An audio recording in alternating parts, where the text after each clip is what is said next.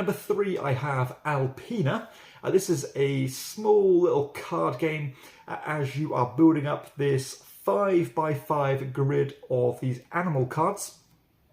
You and your opponents are all contributing to that grid, so it's not like you all have your own little playing area. You are interacting with your opponent in what you build. Once you've placed one of these animal cards, you have the option to place one of your explorers on it and then unlock that scoring on that animal card for the end of the game.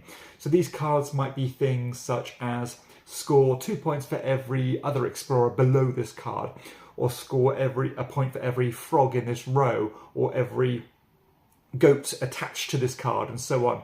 As you can imagine with these spatial puzzles, this does a lot of the same stuff, but the thing that differentiates it is that you are trying to decide what to commit to in terms of your scoring, because when you place that card, yes, you can commit the builder or your explorer to it straight away, but later in the game, if you build orthogonally to that card, you can still grab it as maybe a more clear picture of the board state is starting to build up. But of course, your opponents are going to know the same things.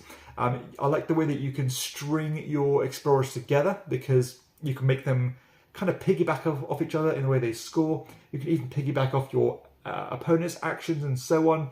So I do like that extra little twist on the game, and that kind of idea of pacing yourself but not leaving it too long, where the spots that you kind of had your eye on will be taken by other players. And of course you don't want to run out of time because you can only place one worker per turn.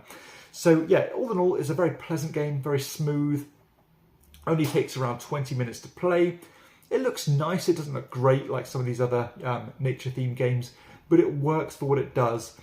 Entirely inoffensive. I'm sure a lot of people will like it.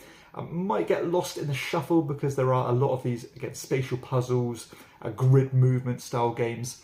But this is a solid one that I would say if you like a small box filler game that's aesthetically pleasing, easy to play, easy to teach, but with an extra little wrinkle or two to keep it interesting, then it could be worth taking a look at Alpina.